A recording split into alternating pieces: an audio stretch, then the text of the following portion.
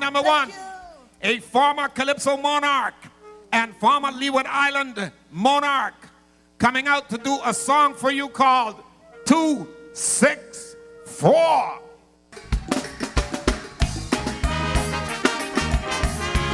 Gossip come to tell ya, yeah, what's happening in Anguilla. Ding, ding, ding, ding, ding, ding.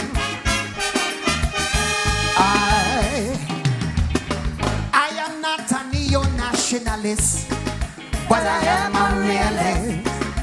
Obviously, we are a small country, but with a cosmopolitan reality, others' expertise and skills are welcome. We appreciate their contribution, but once accents qualify for the job, they must be given the nod. This is not a case of xenophobia, but if we are not careful, we'll be outnumbered here, because we're making an exodus while others are flocking here like an influx. 264, 264, 264. What is happening within your borders? 264, 264, 264. I fear for your sons and your daughters.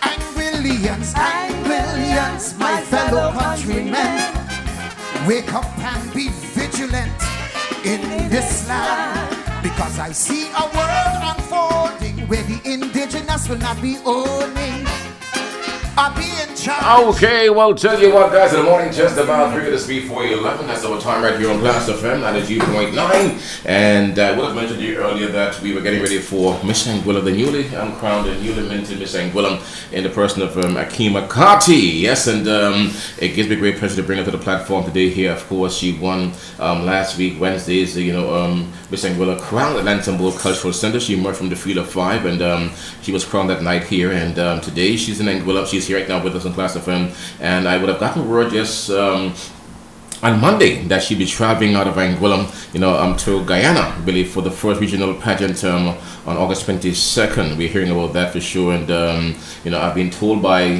persons who know her that she's a very intelligent person, really. I heard that for sure. I heard about that for sure, and I was told also by persons before today that she's very humble and just a very calm, humble person, really, who doesn't blow her horn a whole lot. But in this business, you have to blow your horn. So I'll go across here and greet Akema and Miss Anguilla Akema Carty. Good morning to you. Welcome to Class FM Radio.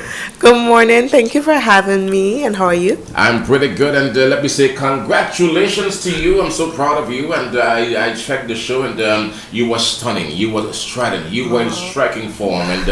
And really, the judges really saw that too. And you're here. So for that, I want to say congratulations. Thank you so much. But I also don't know too that despite all that, and I read some of your bio stuff, and you're into all sorts of things, and you're well accomplished for a young lady. You have accomplished a whole lot, but you're very humble through it all. You're maintained that level of humility. And who do you credit that to? That level of humility, that humble, that grounding force you have there. Young people can be a little bit, but you seem to be very, not docile, but very humble.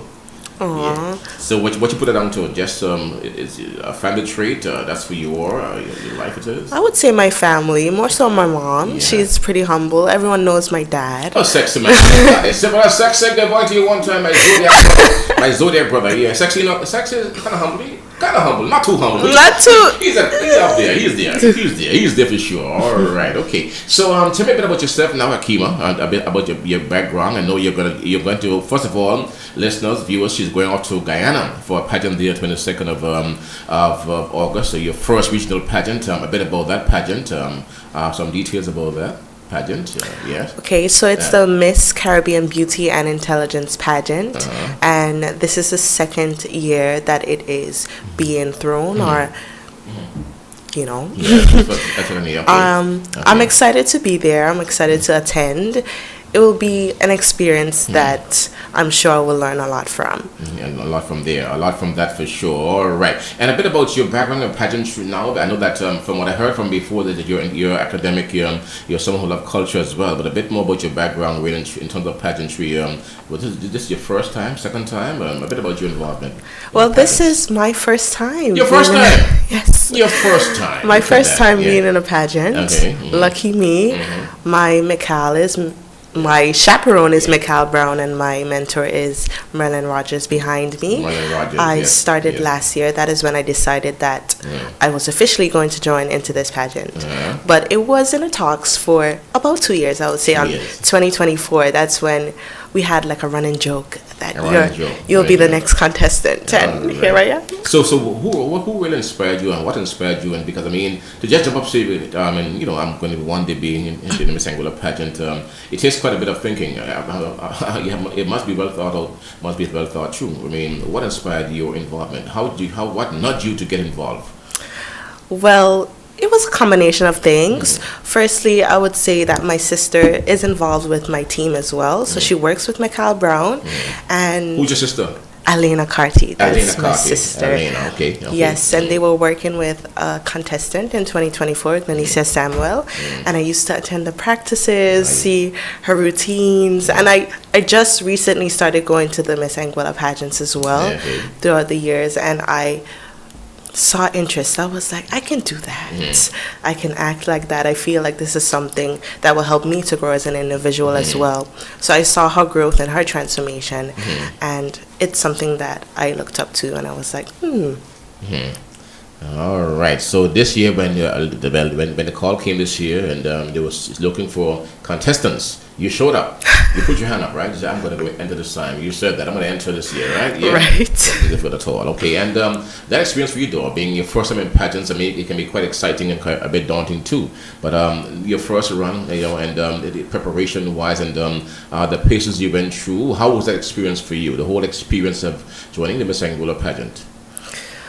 Well, it was a long journey. I have been engulfed in a lot of areas. I did modeling classes, speech sessions, interview sessions.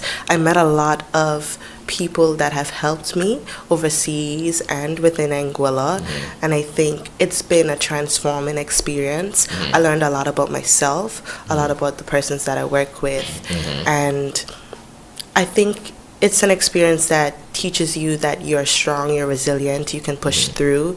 There's a lot of ups and downs with the pageant as well. I think a lot of people just see the end result, but it takes a lot for the girls, not only myself, but the 4 beautiful ladies that I share the stage with. It takes a lot for us to come up there and showcase our talents and our culture in the way that we did. Yes, that's what you did. Okay, good stuff, right? So you're into culture, and I heard you love music too. You dance a lot. I heard you love music. You love our music, right? I heard so too. You're a music lover, right? Yes, I did music when I was younger. Yeah, for a lot of years. Yes. A lot of years. Okay, and your favorite genre of music? You love soca music? Or you love reggae music? What's your genre? I love soca. I gotta pick up soca, but I also love R&B music. R&B as well. R&B. So I suspect that you would have done some singing too, then, or some writing, performing. I did. I sung on the stage. You did before? It was very frightening, but I did before. You would have done before. All right.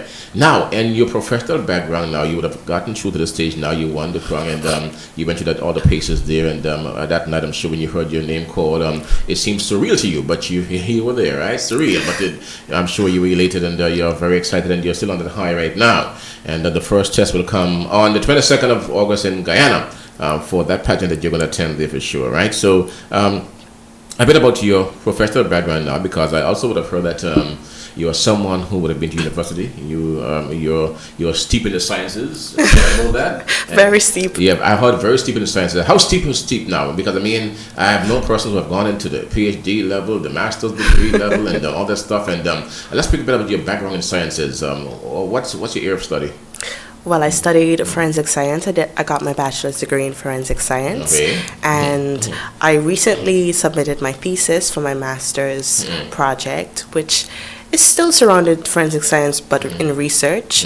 So to put it simply, my research is focused around identifying the time of death since a person has passed. Yes. So that's what my research is about. For into sciences in a big way. I mean, going to school here myself, I love sciences, integrated science, but you into biology and chemistry, the heavy sciences, right? The real heavy stuff. And sometimes people call them boring, very boring, but for persons who love sciences, it can be exciting, right? Right. For example, like physics and those things also involved in that kind of stuff, right? Physics, a bit of physics too, you do. And less physics, but more biology and chemistry. Yeah, more, chemistry Definitely. and chemistry for sure. And the reason why it chose that area study, because again, I mean, I was telling my daughter last night because I was getting ready for this session here, and I told her that today we're gonna have Miss Anguilla, and we were talking about that. And she said, "Oh yeah, Daddy, that is I call it Sex's daughter." And he was a driving instructor. I said, "Yeah, I know," and all this stuff, talking about that, and so we mentioned, she spoke about your background in the sciences and all this stuff, and that forensic science. And I told her, what do you think would have inspired her really to get involved with that? He said, must be Daddy, her daddy. So is it that? Because I mean, he for years, I mean, you may not know this, but Alan Carty, sexy as you call him, for many years was a very flamboyant and and well-known policeman. I've heard. Yeah, a very very powerful policeman. And last night I was speaking to them about the guy, who he was, and how he carried himself, and the job, and was an instructor, a drill instructor, and not for Anguilla, but even Barbados. He's a guy that he drills a parade. His equal in terms of how he performed around here is it couldn't be matched. He was obsessed about the cut when it comes to drill performances and all that stuff. Well known to the region for that stuff. So I wondered if his involvement in law enforcement, and he did many cases, if that would have led to you just getting involved in that sciences, or just a DNA thing, perhaps. Well, in every way, my parents have shaped me, especially my dad and my mom. So I would say yes, they are always some sort of inspiration for me. But I genuinely always loved the sciences from primary school going up into high school, and it was just something I thought was different. Forensic science lends into curiosity and finding out different things, finding out the unknown. And I'm a very curious person, so that is kind of why I chose that area of study. So your master's coming up, so you're still in school, I suspect, a bit of schooling, and so you work for a bit. Are you working here? So I just submitted my master's actually. So yes. Just waiting on the results. Yes, and on the results right now. Okay, so is your intention to serve your country, Anguilla, as a forensic scientist? Is that your plan? I would like to. Okay. I would like to come back and give back to my country in whatever way I can. I think I would need a bit more experience in the area. I've just been a school baby so far, so a little bit more experience, and I'd love to come back and. Question for you as a young Anguilla woman, and believe in me, and I have youngsters outside here too who went to school, some of the masters. They go to school, you go off to school, you get this education, and then you said you want some more world experience, so you stay outside of Anguilla for a bit. What is it that keeps our youngsters out of here? I mean, as a young person yourself, I want to hear the youth perspective on this. So what is it that entices you guys to North America, England, the UK, those places, to be out there for a bit, to be out there working and living for a bit? What really drives that? Well, I think it's important to experience different places, different cultures, and I think there is a lot of opportunity elsewhere to gain academic knowledge, work experience, but I think it's important for myself and every young person out there to know that you should be coming back to Anguilla to give back in whatever way you can. I love that. You hear that, folks? So you have to, at some point, while you're out there, at some point you should return home to give back. Yes. That's very important, because this is the home base here. Come back home. I love that answer, dear boy, because oftentimes it happens like that all the time, and I oftentimes in my commentary programs tell our listeners and viewers that outside of Anguilla and the diaspora, we have so many great Anguillans, intellectual powerhouses who can fill so many disciplines, who can take care of what Anguilla needs. They're out there in the world, from accountants to forensic scientists to technicians and to medical doctors, you name it. They're out there across the world. In all the disciplines you can find Anguillans who are great. Great for sure, and they're outside of Anguilla. And if we can tap into those resources, we can be a lot better off as a country for sure. But to hear youngsters like you speaking about giving back to country it warms my heart. I love that. That's a show. That's a good feeling for sure. All right. So folks, Miss Anguilla, she's in the building, and so if you were to speak to youngsters now, young people of Anguilla, youth out there, and is there a message for the youth? Because the youngsters like yourself, you guys have so many different ideas, and you look at things differently too. I enjoy speaking to young people because their perspectives are so different, vast and varied sometimes. If you were to speak to youngsters out there today, and a message to young people and those who are getting ready for to embark on life journey, education, etc., choosing their pathway, the career choices, all these things, getting ready for life. What message would you send to those youngsters out there? Well, I would have to lean into my platform, which is the power of imagination and turning vision into action. I strongly believe that every person's dream matters, and you can achieve it through actionable steps. So I just want to encourage everyone to go after their dreams and continue to dream big. Dream big, all right. Dream big for sure. Akema Carty, folks, and Miss Anguilla here, and she'll be in action there in over in Guyana on the 22nd, really of this month. And in your words now, let our people know, because we'll be rooting for you there. Let them know what to expect from Miss Anguilla, Akema Carty at that event. Let us know. You're not there yet, but for sure, us as Anguillans, we are prepared to do things. So I know for sure. So let them know in your words what to expect. Tell them. Expect a display of grace, poise, and intelligence from Miss right? Akema Carty. Yes, sir, that's for sure. We know you're a great out there for sure, and a big way out there. All right, so I want to thank you again for coming in. I want to wish you all the best as well, Miss Akema Carty, and of course, you're very laser focused. I can tell that you know what you really want. I can tell too for sure in a big way, and I'm looking forward to seeing you back in Anguilla to give back to your country in that area of forensic sciences. We never have enough in that area. We need more of that. When I look at the happenings in Anguilla and the number of cold cases we have there, lots of those cases rely on forensic sciences, I'm sure, to resolve them. We're well aware of that, and I'm happy to know that we have youngsters who have chosen those areas of study to help us here in Anguilla. And I believe Anguilla best days are ahead of her. I believe the youth of Anguilla are her best chances still, and in terms of resources, you guys are bringing the A game to a country. I believe Anguilla will be great. With our youth really at the helm, and certainly I'm proud of what you're doing. I'm proud of you. Congrats to you again, Akema Carty, and the entire family and your team as well. And you're with Mullen. So once you got Mullen around you, you're good to go. Mullen is a former Miss Anguilla. Mullen is a lady who knows these things for all the years, and they know the way. They have walked the walk before in a very big way, and you have a great mentor in Mullen, just for sure. So all the best to you here, Akema. And much success to you over in Guyana. Okay. Thank you, and thank you so much for having me. All right, nice. Okay, so Miss Anguilla, folks, Akema Carty, folks, and you heard her here for yourself. Very intelligent young lady, very on purpose and focus driven as well. A laser focused lady she is indeed, and she will be repping Anguilla over in Guyana, really on the 22nd of August here in that regional contest. It's an event called what call it again? Akema's called. It's called Miss Caribbean Beauty and Intelligence. Pageant. All right, so she'll be there for sure in a big way. Thank you, all the best. All right, so folks, I'm hoping the spot you've got 12 minutes done after 11. That is our time, Class FM Radio. Future independency, built of local capacity, a systematic change economically. What I predict we will see here in our country. Confidence must never grow pale, because others have succeeded where we fail. 264, 264, 264. What is happening within your borders? 264, 264, 264. I fear for your sons and your daughters, and millions, my fellow countrymen.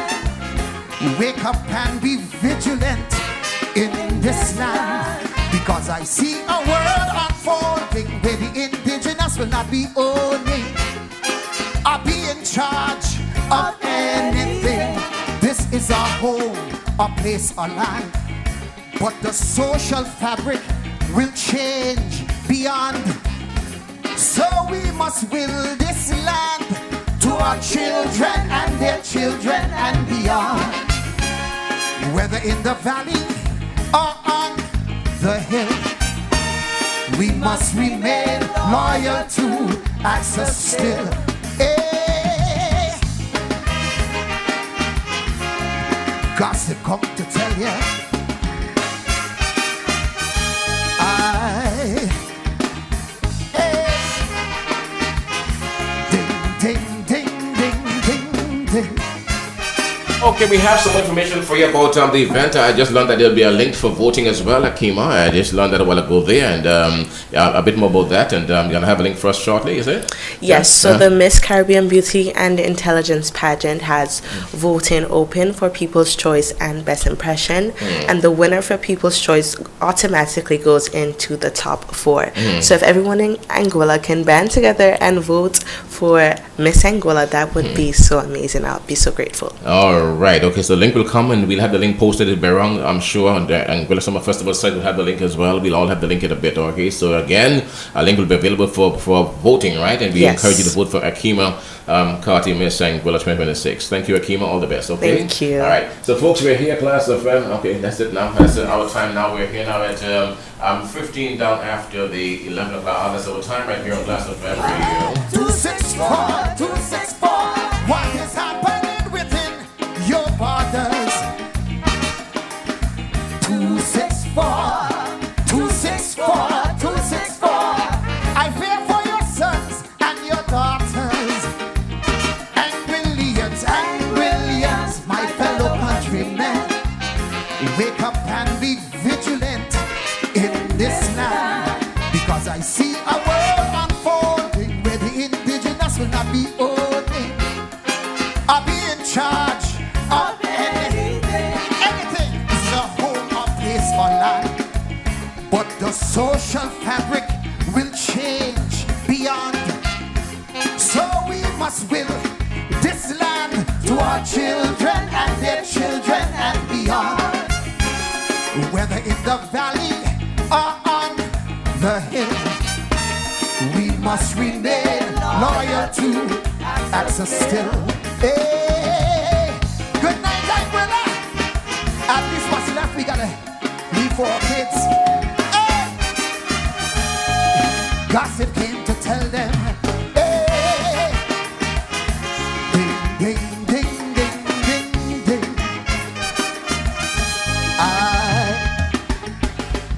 Ladies and gentlemen, a mighty Please gospel welcome contender number 8, singing for you Family Feud, singing Vero.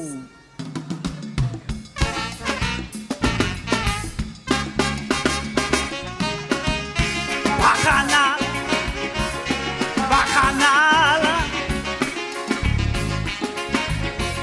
bacchanal, woy.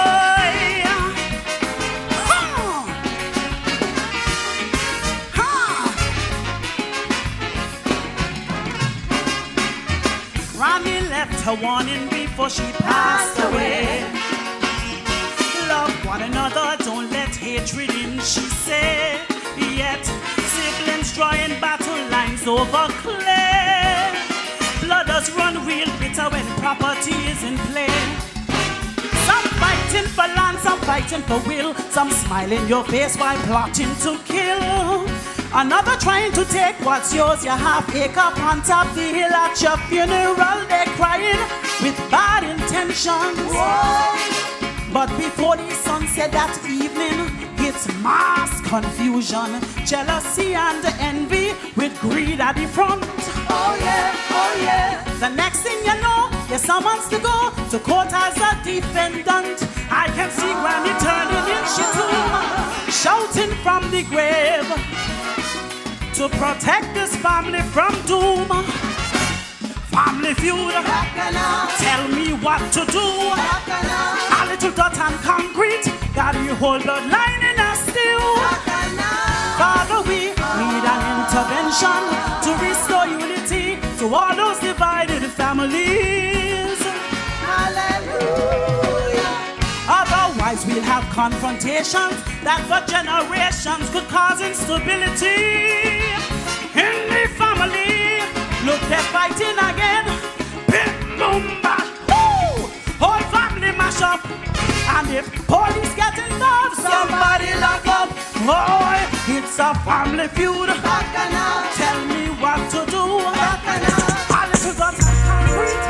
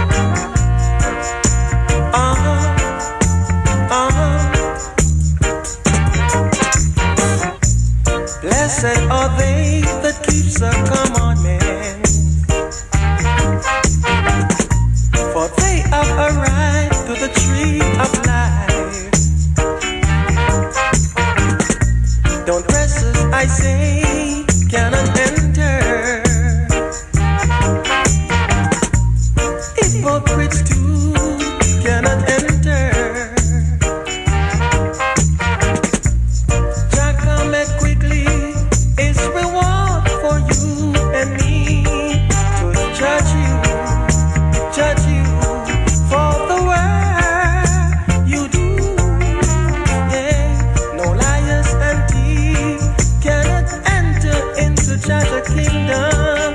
Oh no, no, no, no. But by the word that you do, yea, blessed are they who keep the commandments. For they have arrived to the tree of life. No false teachers and prophets cannot enter. No liars and thieves cannot enter. No, no, oh no. Ooh, yeah.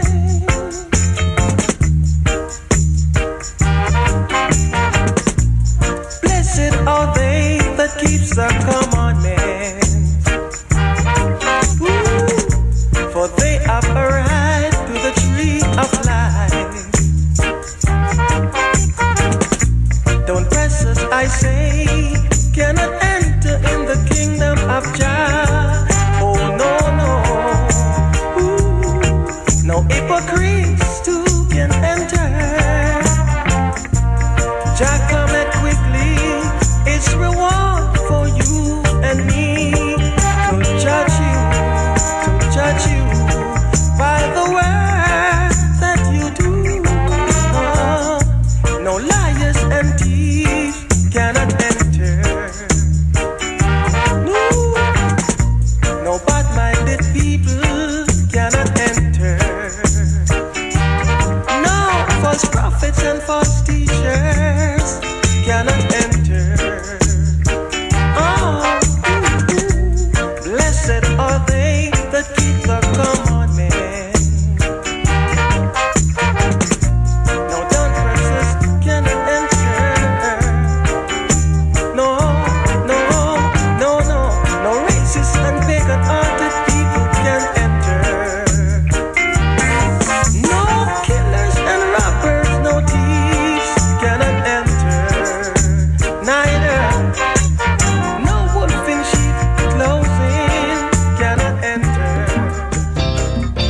Yeah, folks. Well, we're here on the program today, and the rest of the matters in the building right now for sure. And we are here today, really not really our Thursday program, but I know for sure Ras have a lot to say, really. And I'm going to start next week with our Thursday program. But I told myself today we should get cranking, and we are here right now, cranking it up now today for Ras Iwasie. So Ras will do his bit today right here on the program. You're going to hear a lot of Ras today, really here on the program. So Rastaman, pleasant good morning to you. Welcome to another Thursday, my brother, as after Carnival. And I'm sure, again, I told myself I'll return next week with our programming. But I told myself that you, as a brother, you need to have your platform available to you today. I know you would have seen a lot of things, so it's a lot of stuff you would have seen. Really know that about that, and we wish to share with the people. So that's why I'm here. So good morning, bro. Welcome to the program. Good morning to you also, Brother Emma. Thanks for having me in again. Yeah. And I did that you was trying to ease off and slack up a bit. Yeah. And thanks to all the public, people in the public. Respect to all the people who need respect. And good morning to all the positive people on this planet, with Anguilla not being an exception. All right. So tell me, bro, where do you start now? I mean, I'm sure that, as Brother Bob says, so many things to say right now. So many things to say. right now, so I mean, you don't have to say right now. So where do you start with the saying? But I would love to mention something about the traffic department. I don't want to go too deep into it, but then I must say this. I somewhat blame the traffic department for some of the things that happening on the streets, in terms of driving and reckless driving and not using your lights in a proper manner in the night, not indicating to people when you're going to turn off by using your indicator and stuff like that. But the traffic department, I've been telling them about doing things for years now, and if they should really get serious from back coming forward, a lot of things on the road that has happened, it wouldn't happen, Brother Emma. Imagine we had 32 accidents in about 10 days, the first 10 days in August. What does that show anybody who... That's a lot. 32 accidents, in less than 10 days. And then we have one where we end up with a dead child. But no, I ain't gonna stay here and judge none of these people, whatever the problem with the police, with Brother Leon and this accident thing. I ain't gonna judge nobody. If I have to say anything, I have to refer to this whole matter as if me sitting in the seat. So when it comes to driving, that vehicle that youngster, when it was a baby girl or baby boy, lost his or her life, that wasn't supposed to be. That wasn't supposed to be. But I ain't gonna tell the system to penalize he over nothing that's being done. What I will tell the system, me now, I put myself in shoes, not in his shoes, but in similar shoes. But I will ask the system, right, to charge me for reckless driving, charge me for exceeding the speed limit, charge me for child slaughter, because it ain't no man or it ain't no man. Mankind. So I call it a child. It's mankind. Yeah, it's mankind in a sense, but it's a child in another sense. A child will never get a chance to grow up to be a man. You understand where I'm coming from? We could sit around and have a little conversation with, that's dead and gone, right? Yeah. So whatever you want to do about that brother with his reckless driving or whatever, that's your business. But for me, I would have to request my own penalties. You see, and for me, I'm looking at 3, 4, maybe 5 charges coming up against me. I don't know how much they can put against him. That's their business. They do that. But that reckless driving is a thing that a lot of people should have been already charged for reckless driving. You don't wait till an accident occurs to penalize a reckless driver. Drivers should be monitored all the time. They should be monitoring things all the time. You're a traffic department. Your job is on the street, not somewhere in a building sitting down playing a computer on your phone looking at something. Your job is on the street. You're supposed to be visible on the street very often during a 24-hour span, which is a day. People are supposed to see you on the street checking things, checking for people who are driving reckless, checking for people who are overtaking in overtaking zones, checking for people that is, and this is another crazy thing, but you know that there's a by road coming up, but you're still overtaking. You understand where I'm coming from? To overtake, crossing a by road on the wrong side, overtaking, that is another problem. Because what about if a driver comes out from on that by road, no mind, that driver that comes out to the main road off a by road, his rights to that side of the road that you as an overtaker taking, his rights is more than yours, because you have to leave your side, go on the wrong side to overtake. So when you're going to collide and somebody coming off a by road, they should give you the keys.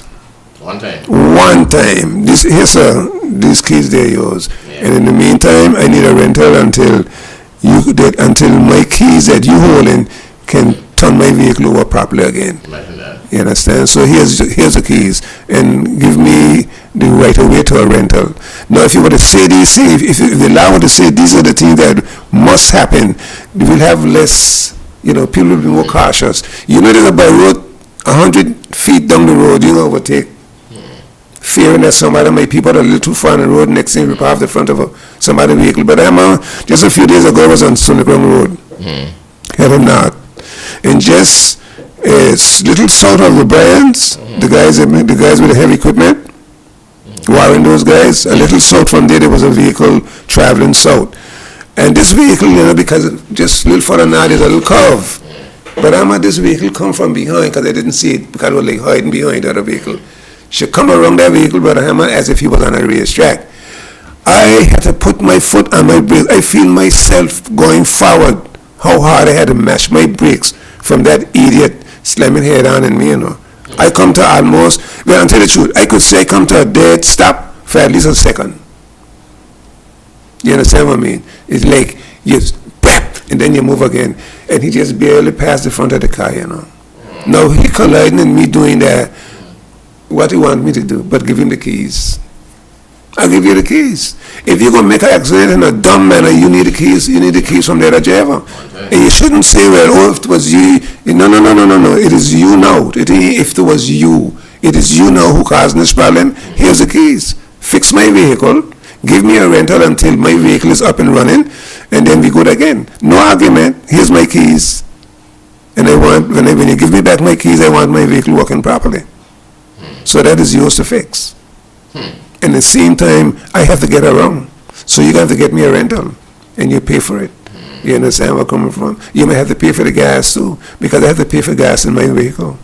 Yes. You understand? So you may have to pay for the gas I burn too. You see, until the laws get really up to date with being serious about these different stripping instead of be happening, we can always have foolishness happening. And the thing can stop. Yeah. It can migrate. It can keep continue. It can continue. But that problem that I don't want to say much about unless I really refer to myself. If I have a daughter, and my daughter go away for whatever months, years, whatever the case may be, and she come back, and I decide, to take her on the beach. Let's say Mees Bay Beach. So I take my daughter to Mees Bay Beach. We hang out under the tamarind tree. She enjoying the sea, looking at it. She enjoying the whole atmosphere. And someone would have just drive up and ripped the hand my daughter in a way that I wouldn't like. But at the same time, I have to know how much I would like or dislike something.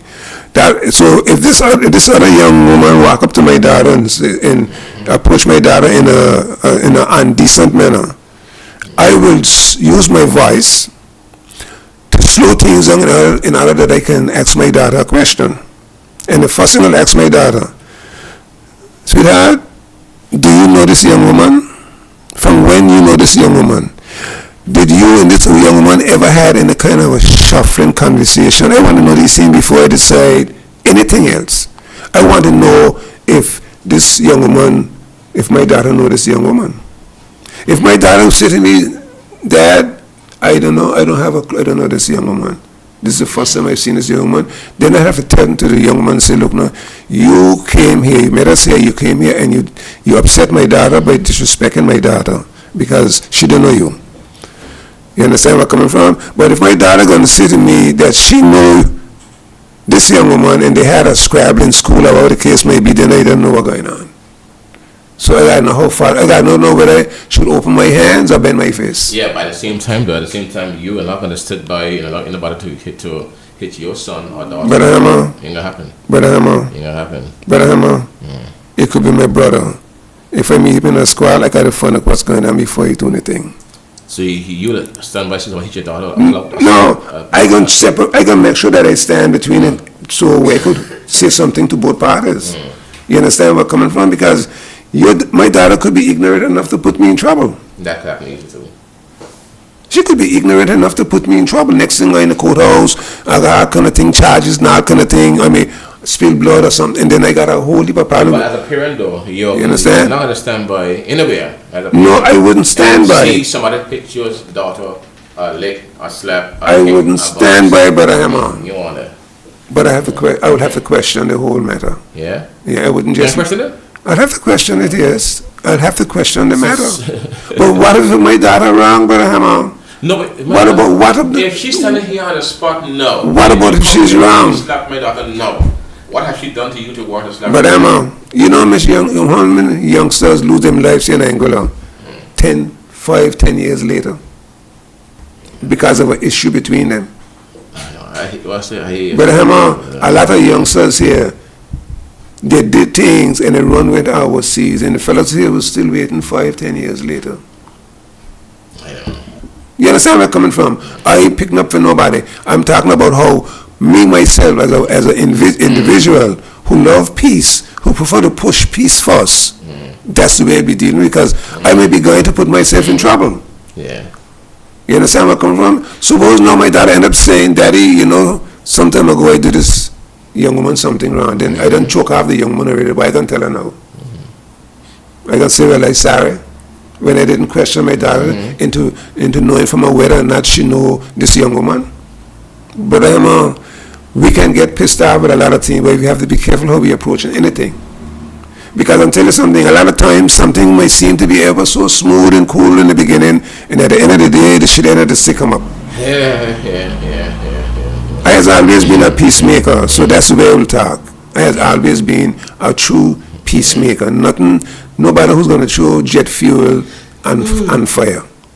You understand? I ain't going to do that. No, with them brethren, I don't know exactly, and I ain't going to tell nobody what to do about that matter. But me personally, that's why I mentioned a daughter and not a son. You understand? That's why I mentioned my daughter and not my son. You understand? You have to find out what's the problem before you put together any kind of action. Because that action could get you in trouble, and your daughter, my daughter's still in trouble, and they're in trouble too. Why? Because I didn't try to pass the whole situation and question the one that is closest to me. I have to question the one that is closest to me before I lift a finger. I might be mad, but you don't leave madness control you into doing something that you're going to say sorry for 2 days later or 3 days later. Consequences is very, very dangerous. Well, you must be able to take care of yourself, I mean, to navigate. You must be able to see things before them happen and shift from things before them happen. You understand? I has shift from things where I get that shit end of the sick many times already, you know. But it was better for me in those times than to find myself in prison sitting down for 6 months. You understand where I'm coming from? So sometimes you have to take some sort of a losing so that you don't lose too much. You understand? Because losses, you cut your exactly, Brother Hammer. You cut your losses back. You check on your consequences before you do anything. If you're gonna go down and go and jump off a jetty, wouldn't you want to know that you could swim first? Yeah, you better swim. Yeah, swim first, I say. You can't swim right on there and jump out. If somebody in there that does them behind you like a pelican one time to grab you, how you gonna end up? Yeah, you're in trouble. You're a dead man. So consequences have to be worked out before action. This is why it's be always saying it on the radio and outside. Work your consequences out before you act over any matter. Doesn't matter what the matter is. I tell you one time a guy bite away my collar hair, bite me, And when I drop back and say bye, something, if I hit this man, look down what a different pieces of trouble coming up now. I just been cool with it. I tend to myself. But I see a point though, because myself recently, even now, me myself too. Sometimes I'll be around situations, and I can really. I'm a cool guy, but I can really rage up too. Of course. I can rage bad. Of course. I mean, I stay comic. I can really rage. Okay. Of course. And, when I rage up, you feel as if you can really do some terrible. You can move the whole wall, Yeah. Go up, I can move the wall. Yeah, man. But there comes a time while you're in that rage, I think a couple of things, because I mean, when you take a certain action, it's going to impact everything that you're doing, Exactly. It's going to impact the people around you. Everybody going to get impact from it. Yeah, one time, so you have to start thinking about those things too. Yes, man. You think about how this going to go down here. Yes, man. If I move this from here, what would be the next move? Most times that keeps me grounded, because I don't want to get too caught up. And then again, you have enemies too who want to see you fail, exactly, come under it, all that stuff. Exactly. Man. So you gotta tell yourself, boy, hey, you have to bite this one, bite your tongue, back down, back down, back down, because something you feel is as if you can just move it here. Whatever happened there, you can just eliminate it right now. Right now. In your mind. But then right behind that elimination is trouble. Is the consequences. Yeah, legal matters coming up right now for you afterwards. You have the court system. You have to pay your lawyers to get you going cleared here. There's a lot of trouble when you could avoid certain things. Arrested and all that stuff. Yeah, man. And then you got bad record. And you might get kicked with a boot. All that too, because at the same time, because what I've come to realize, right, is this. The officers, maybe this is just human nature as well, but I saw one time, brother was in a situation with some youngsters. some of them both young fellas, and he get temper machete hall, and the machete was used to cut person somewhere, his face and somewhere else. So when they got a call, I went to the hospital to see what's going on, and when I got there, he was being attended to by the doctors, you know, and he's getting stitched up and, you know, getting ready to get some medication. But just then police reach. And some of the same guys who personally have been critical about the air came from him, brother. And those guys ain't been free, bro. No medication there yet. So, you know, they used the opportunity, boy. And they were ready. And wow. They jock him outside. Yeah, see that? Rag dog, you know. Yeah. So I asked them, but is it normal? Because they wanted him. It's just the way that we do things in the RPF, though. I'm asking the question of you. You are obstructing us. You're obstructing. You're obstructing. Wow. I say, how am I obstructing you by asking your question? I'm seeing a certain action by the police here. Is it normal procedure? This is how you deal with matters. Yeah. Because here it is. He's before the hot doctor being attended to, and he's not yet complete with his treatment, and he's waiting on his medication. Wow. Prescription papers, but he's been dragged outside now by you. But suppose what he was waiting for was a life-saving something. He was in pain too. He needed. Yeah, but I mean, like, yeah, suppose he just had a few, like a minute and a half, 2 minutes to live. Yeah, just gotten some stitches and getting the stuff to get a frame. Just chuck him out, man, outside. Yeah, see? Drag him out. So I saw that, and it had to be that person out in the things he was saying, and then those persons were not happy with him. And we got you now. We got you now. We got you now. We got you now. You see that? I got your moment. You see. So, you see that? So that too is a part of the considerations too. So before you rage up and get on things, because you know those things put you in trouble easy, they have to come to get you.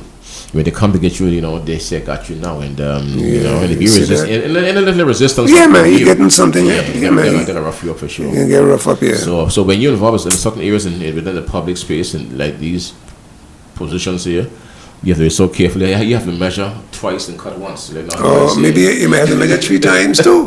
When you go to cut, you gotta go back and measure another time. You have to measure a few times before you cut. Yeah, man, he does that. Don't cut. Don't be too quick to cut. He does that, brother Hammer. They don't want to get you. You see, he does that. So I'm extra careful. I'm so cautious, bro. I mean, I've seen things where people wrong me so bad, and you feel as if you can knock off their heads. And perhaps you can do it too, right? But, yeah. But there's a consequence coming up. Yeah. You know, because now your mom. Yeah, man. She'll be wanting.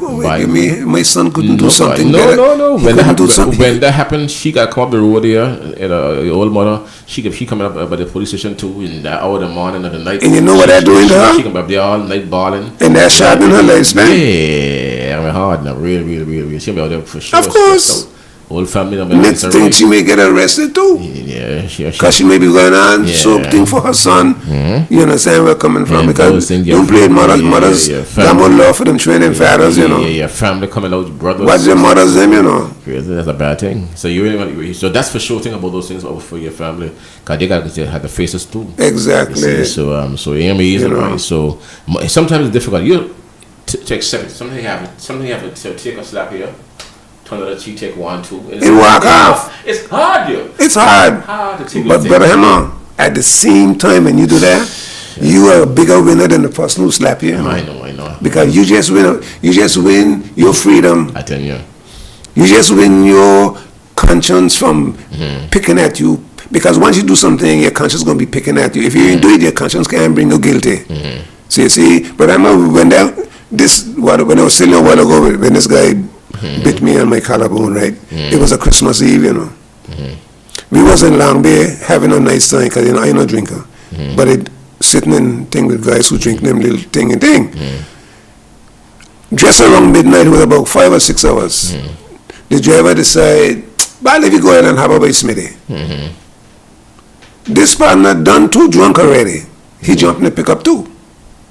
You understand where I'm coming from? And he gone by Smitty too. Our Smitty, now he couldn't even get out of the pickup. He stayed in the pickup, dropped sleep. Now me as a big man and all other guys my age group, big fellas, we step over that man there in the pickup floor, lying down. We step over him. Everyone was step over him because you're close to the end of the truck tail. But that man, we step over this man. There was a youngster now, a teenager, a youth. Step over him too. You know what he do? He get up and he hit that youth a fist in the head, knock the youth dizzy. You understand? And because I asked him, by what, you know what I mean, what is you doing? What is, you know what I mean? Because he hit him again. The same man bite me, you know. The same partner? the same drunken, whatever the word should be, bite me on my collar, right? If from time he bite me, the first thing run in my mind, I say, Ras, by water inquiry if you hit it tonight. Yeah, go there. You understand? Water inquiry. Number one, the vehicle was moving off. Knowing me, them time I was strong, I could have given him one fist and he would fall out of the truck. So when I gave you a fist to him out of the truck, maybe broke a neck, dead or whatever the case may be, the driver in trouble. Everybody in there, this hell of a big inquiry, everybody they got to answer to the police questions and things. The driver, he in front, he didn't know what happened until whatever, he summons the court too. But I have that have been a big old stew up a pot. So I say, you know something, Ras? Hey man, just don't leave it reach all of that. I tend to myself, I get better. He, the same man is be around bragging how he bite me, you know. That same man is be around bragging how he bite me. I mean, that same man had conversation sense. And I never tell myself, I can retaliate, no. I leave that go to sleep. I leave it went to sleep. You understand? My mother always told me as a youth, you know, son, it ain't everything you have to fight about. There are things when you have to fight, times when you have to fight. But in everything, if you could avoid fighting, keep away from it. I turned my other cheek many times already, Hammer. I never been arrested yet, never had shackles on me, not been in the courthouse already, you know. But just how them drag me in, I lick up the whole place and I walk out. Yeah. You know, I've been in the courthouse a few times, yeah. Yeah, Yeah, you see, because India belongs to somebody else. India belongs to me. So if you summons me to enter in there, then you got a problem. Because until there's something and referring to you, know, if you're a magistrate or a judge, and you drag me in your court, don't think that I can answer any question that you ask me if I can ask you none, you know. But why she gonna get in trouble? Contempt of court. No, but it's contempt of my freedom too. Why she done in there already? It is contempt. No, I didn't put myself in there. I was summoned to go in there. I wouldn't be going in there unless I get a summons to go in there. I summons to go in there. So what I can do, sit like a mumu, and you ask all the questions, make all the statements, do everything, and then when it comes to saying, ask me whether I guilty or not, I got to say yes or no. So what we might say is, but I don't care who you are. If you call me in your home and you answer me something stupid, I ain't gonna disrespect you in your home, you know. But I gonna answer your card. And if I see that this could lead to something, I say, you know something, but I am a buy, I can see you, you know. I leave in, I can see you. Because it's better to out the smoke than to wait for the fire. So when I see smoke, I throw water. I ain't gonna wait for fire. Because fire now is trouble. When you throw water and smoke, you know there's no trouble. You understand? That's why I flex. I throw water and smoke. I don't wait till fire come to throw water. I done gone already. And until there's something, to be a winner is to walk away from trouble. Any man that can walk away from trouble, he's the greatest winner on the planet. It's important to walk away from trouble. Yeah. Then to sit and get in trouble, and why you tie up, your time tie up, your family time tie up with you. Listen, the court alone, listeners and viewers in Iwasie, a time to go court every week or every month. Okay. Once or twice a month. Okay. You have been for hours. Okay. Hours. Okay. And some of the case put off at the next time around. Good. You gotta go there every month, every week, twice a month. Good. So then better home and that cool in your yard, sitting and relaxing, playing some music. And that time is a lot of money. I mean, you have a lot just doing nothing. You're waiting for the court to call, and it may never call. It may never call. So don't be a magistrate or judge and drag me in your court, brother Hammer. And think that you could ask me all the questions on the planet and I can ask you none. Because if I cannot ask you the question, then I'm not going to answer none that you ask me. If I can't question the court, why the court want to question me? I don't flex like that. I grew up different. You know what my mother told me when I was a little youngster? She said to me, son, you will make a great leader. You will make a good mechanic. And she said also you will make a good gambler. You know what I tell her? A gambler? Yeah. You know what I tell her? I say, not that. I say, Mom, you ain't gonna live long enough to see me gambling. You may see me do a little mechanic. You may see me as a figurehead in the area, you know, so I'm trying to keep the youth in line. But you ain't gonna see me out there gambling. It's dead and gone. Never gamble, right? Never gamble. You know what I'm saying? Even though she told me that I could make a good one, you know. But being a good gambler, that's being a good trouble too. You understand? So I don't want to get in trouble with God, you know. I don't want no problem with God. I don't want to get in trouble with God. You understand? So I know definitely throughout the years as you growing up, I see myself as a leader because I lead in many cases. Many cases I've been a leader. No, me cook partner there along there. You know, when I will see he being someone who got some kind of a sense, yeah, if he were to come here on the radio station in the morning, sit down right here next to me and you. Yeah. He will come too. Your partner, man, he will come. I would love if you could get in the car now. If you're listening, come up here right now before the program finish and sit right here and let me have a conversation. Yeah. You understand? Because all that dumb thing he's saying about me, I ain't gonna respond to he, you know. Let the guy say you guys go up together. Whether we grew up together or not, but I ain't gonna respond to his dumbness. Okay, bro. You know, you remember hearing me saying that nobody could provoke me? I don't leave people provoke me. You understand? I don't get mad. Madness is for foolish people. I get serious. That's how far I go. I go as far as being serious. Madness is for fools. Seriousness is for the wise. So he would have to come here and sit and show his colors. Sit right here next to me and show his colors. Talk all that dumbness he'd be talking so the world could listen to him and say, what a fool. What a fool. Hell, life is like that though. You have some of that. But the world, you know. It might not be that all that wrong for him to be a fool, or why should he be such a big fool? Not just a little petty little jokey fool. Because we got little jokey foolish people. But he's he's deadly too. Because this man got a recording 20-something years on his phone that he never delete. And wherever he go and he hear my name called about in the public, he put it on the play. If anybody say, boy, that Rasta man's a good, I watch you in Long Bay, how he's so steady among the youths and things, he got to use them cool, you know, he's so steady among them. He would just play the recording. Because I got another idiot on it, just like myself, who was in an argument. And I'll tell you one thing about some people. But if you got an argument, I ain't going to jump on things that I don't know about you and talk to you about. You understand? I still ensure I keep away from making up things on you to make you feel that you're the inferior. Okay. You understand? If you can talk, we can argue, but you can stay cool because there are things that I know I ain't supposed to say to you. Even though I might want to win the argument, I don't want to win the argument by saying the wrong things to anybody.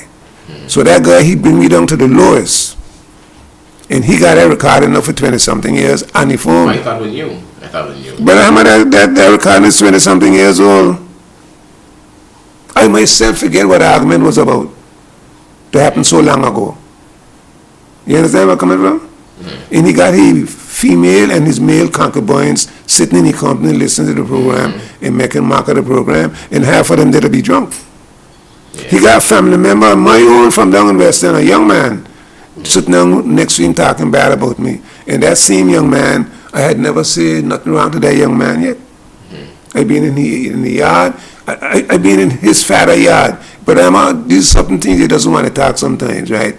His father, deceased now, had a boat in the yard that one of his nephews started for him. And whatever happened, them had some kind of little dispute, and the nephew walk off and leave the boat there. Wasn't even finished timbering out yet. You understand? One day he went there, just passing through. The spirit maybe did it. And he would start to talk about how he got his boat here and he got his fish pots and thing, and you know how he so wanted this boat, right? But I went and I do that boat for that man free. Leave from Long Bay, put my tools in my vehicle, take him down there, do this boat for this man, free hammer, about 22 feet long, free for that same youngster who joined in that crook and talking bad about me. And that same youngster was a youngster growing up around what I was working on a boat. So you see the kind of people you'll be dealing with? Yeah, that's life, man. You see the kind of people you'll be dealing with? That's life. Life is like that, brother. But through it all, we, as you said earlier, we are called upon to step higher and to take the highest trade. Exactly. That's what life goes. Exactly. So that little youth know, if he head wasn't bad from long time, he'd drink rum too. He will remember the time that a Rasta come down there, leaving his work undone, to make sure that his dad get himself organized. I always organizing people before I organize myself. That same crook there, I leave my work time and time again to go and help you do his own. But that's why though, that's why. You understand? I know, but those things hurts. That's why I say about feelings and then getting in trouble. Because sometimes you do so much good for people, around people, and then you get a bad. Yeah. You feel like you want to explode sometimes. Yeah. You can't. Yeah. You Yeah. can't. And that's why you have to be able to Yeah. ease back from that. Yeah. You know, mankind is strange. But what you do, what I do recognize, and I said it many years ago, because some years ago I had an issue with some persons. I was helping on a project, and in the end, I got the worst of it. Exactly. But I told myself this: listen, whatever you do in this world, you know, that is kind towards your fellow human beings, or brothers and sisters, your reward comes from somewhere else. Whatever you do here is, that's okay. God would have given you that strength and talent to do that, to help that person, because He wanted them to get the help. Okay? But you're not your own. You belongs to Him, the Maker, to the Creator. We are not here on our own. No. He used you as a vessel to take care of that issue for that part, because He wanted that to happen for Him. He will reward you some other way. It must come back from this guy here, this girl here, or this sister or brother here. It can come from somewhere else. Yeah. Okay, it must be from that same source. I know.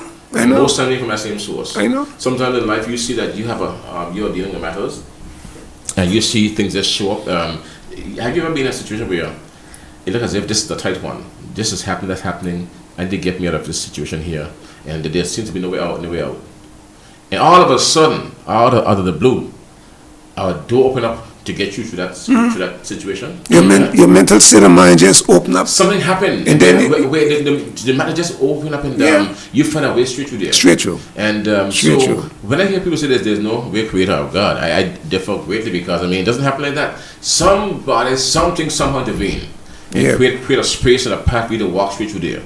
It didn't happen on your own. It didn't happen just like that. Somebody did that, and it must be a superior being. So that's why I believe there's a real God.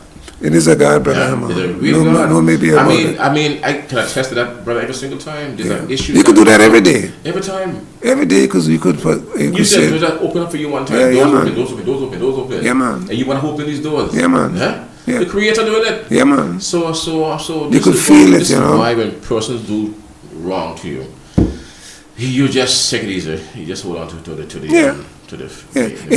But I'm gonna tell you the truth, right?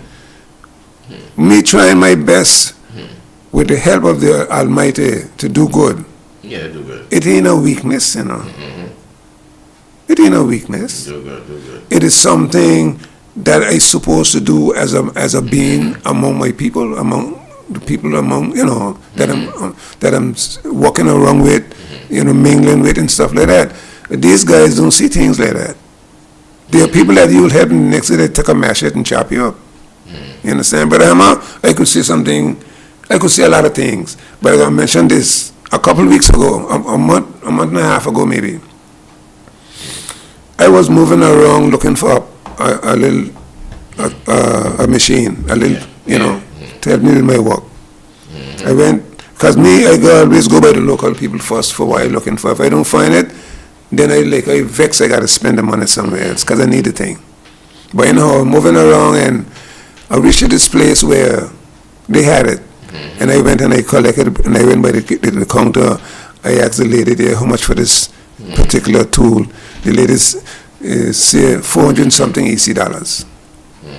But I'm going to tell you the truth, I ain't had that amount of money on me because I didn't expect that a little thing I'd ever cost that money. So I said, what? I said, all that money for this little thing about 6 inches long. I said, all that money for this little thing? I don't want to call her brother name, because I ain't sure if he'll want me to call his name. I know he may be listening to the program right now. Brother standing right next to me, Brother Hammer.